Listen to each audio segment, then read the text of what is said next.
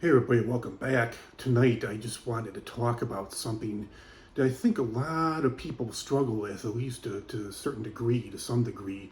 I struggle with it myself. I'm getting a lot better. I will admit I still got a ways to go, but I've gotten so much better over the last couple years. I've gotten better. I'm 45 now, just turned 45, and I just feel like the older I've gotten, the better I've gotten with this. And I'm, just working on letting go of the past, forgiving. Best to probably forget, but a lot of times, especially we've been hurt, we feel like we've been betrayed.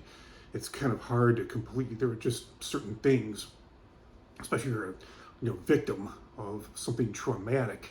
I mean, I'm not talking about somebody making fun of you on the school bus, something like small, but something really traumatic, which I don't really want to mention, like maybe like a violent crime. It's hard. You probably won't ever be able to completely forget about something like that, and you really should you? I mean, it's that's something that really want to just say, okay, it didn't happen, it's fine, no big deal. It is a big deal, and it's a process. Sometimes I've run into people that have wronged me, betrayed me. I mean, most of my past that I had trouble getting over for so many years was the things I endured in elementary school, junior high, high school, and I've been out of high school for 26 years right now. I've graduated back in 1998. It's been so long. A lot of stuff I can look back on. I was a victim of bullying, and I got made fun of a lot. Got picked on, even though I was normally the biggest kid in the class. Um, for some reason, I guess because I'm introverted and I was shy, a little bit different. Didn't really have a lot of friends. I guess I was a target for that reason. Yeah, I did get picked on a lot. But a lot of it, some of it, I mean, I was talking to somebody about it, and they're saying, I can laugh about a lot of it now. I can blow a lot of it off, even though I still remember a lot of this shit. And someone said, "Oh, that's good, Jeff. That's good that you can forget, or that's not forgive. It's good that you can forgive. It's good that you can look back on it, blow it off, and laugh at it now." But they said it's still not right. It still shouldn't have happened. Like, yeah, that is true. We can't change the past, but we can definitely learn from it.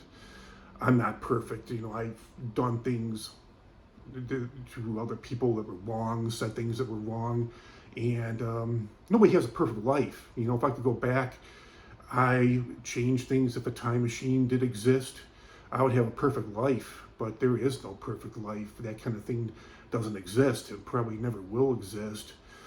But I kind of wish life was like a computer like that, where we could just, even a split moment, a split second, you say something, do something wrong that pisses somebody off or upsets somebody. It'd be so nice if there was just like a button you could, it's like a computer do edit, undo. But fortunately, that kind of thing doesn't exist.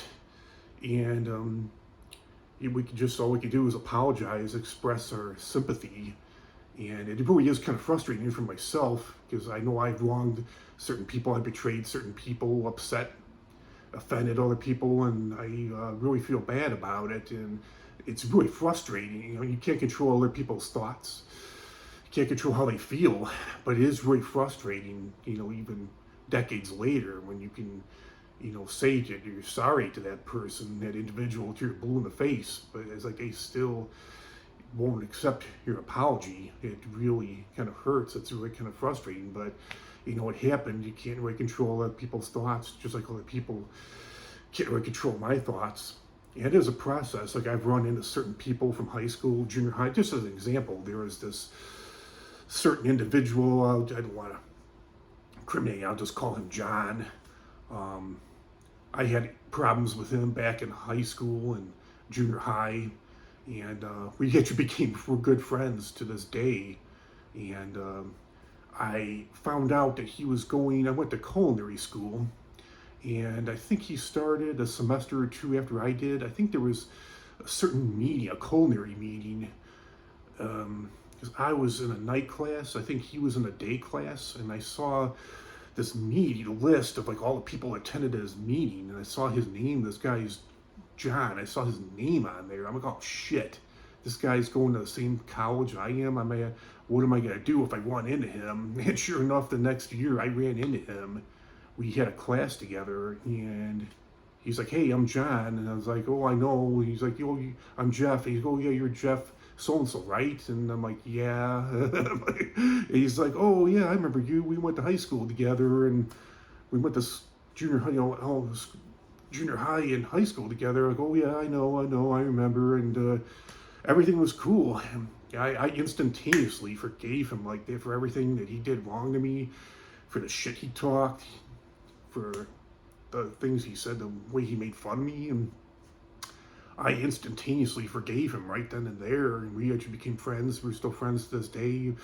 We're married, both working, have families now, so we don't talk to. We're friends on Facebook, but he's a very busy man, I assume. I think he's got like 3 or 4 kids. Don't really talk to him a whole lot, but yeah, we're still cool to this day, and it feels good. I've done videos in the past about forgiving, and I don't know if I've done a video about it, but I think this is my first video about you can't change the past, you can just learn from it, just like you can't undo, you can't, there's that famous saying, you can't erase history, but you can learn from it. I mean, and that goes for the beginning of time. Look at everything that's happened to everybody from the beginning of time, and here we are all, together today in one piece. We got through it, as hard as it was, and yeah, it feels good. I've done a couple of videos on forgiving about how it doesn't really do any good to hold grudges. You're basically just hurting yourself. You're not hurting the other person. I know maybe the other person won't really accept the wrongdoing that they did, and hey, that's fine. That's their thoughts. All we can do is control our thoughts. There are some people that I felt like they didn't really deserve to be forgiven, but it was just hurting myself to hold these grudges. So I've chosen to. There was one individual from high school that didn't really. I had reached out to him and said he didn't even remember who I was. Said that he didn't remember anything that he did to me.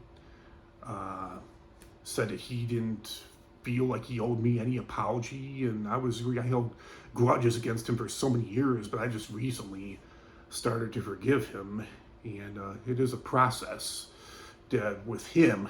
I feel like I've forgiven him now, but it definitely has been a year's process. It didn't happen overnight like it did with other people. And it doesn't have to happen overnight. You can take as long as you want. You don't ever have to forgive, but that's your choice, your right. But one question you do have to ask yourself is, if I'm holding these grudges, if I'm not forgiven, if I'm holding on to this pain, what good is it doing for me? In most cases, it's not really doing you any good. That's the way I felt. That was just kind of destroying my own soul. And I feel like I've not completely healed, but I'm heading in the right direction. And I kind of felt, I don't know how other people feel about it, but I really felt like it was kind of there were some people I did have extreme hatred in my heart towards. And the Catholic religion, not that I'm religious or anything, but that's the way I was born and raised. But I'm not sure about other religions, but I think in the Bible, which not a Bible person either. I've never read the whole Bible, just certain parts of it. But I think there's a certain part of the Bible where it actually says that hate is kind of like murder. I know there was a Catholic priest that really struck home with me. They said hate is like murder in your heart. I don't know how you feel about it. I don't know how to feel about that, but I think I think I did Google it recently, and it said something about how hate is kind of like murder. And yeah, it just doesn't, I don't know, I can't speak for anybody else, but just holding grudges, not forgiving, or at least trying to forgive, wasn't really doing me any good. So I'm working towards, I'm probably like 95% of the way there to completely healing. And I'm not the same person. I'm not perfect. I'm not the same person I was 25 years ago. I'm much more mature now. Don't try not to do stupid things anymore. I did a lot of stupid shit when I was younger. I just never ended up getting arrested or thrown in a jail cell. Definitely not perfect, and nobody is. And those people that wrong, like I said, I'm friends with a lot of those people that bullied me back in junior high and high school. We're friends now, so they're not the same people they were back then. And these other, other people that maybe I haven't come across, that I haven't connected with, I'm sure that they're probably, just about everybody's married with kids now. They got families, hardworking. I've heard about, not in contact with them. I did hear about certain. I know there was one particular guy, we'll call it Jason. I know he was just like the biggest bully to me, and now going all the way back to elementary school and junior high and high school. And I think he did have run-ins with the police. I didn't think he spent some time in jail. I didn't think he was ever going to straighten out.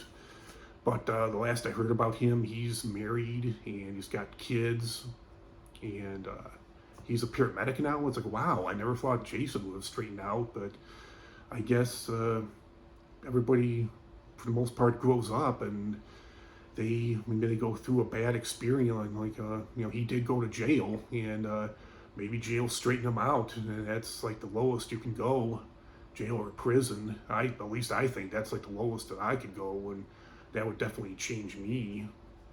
Back in my, that would definitely, if I ever would have, that would have happened to me back in my younger days, it definitely would have been a wake-up call for me. Even like Judge Judy said, like most people, there was a particular episode where she had told this guy, she said, most people respond to a little tap on the shoulder. She said, other people need a 2x4. She's like, you need a 2x4. And his own sister said, oh, he needs more than that. But yeah. I think that's all I got to say about that. But it's definitely a powerful thing. I feel like I'm free of so many burdens which held me back for so many years.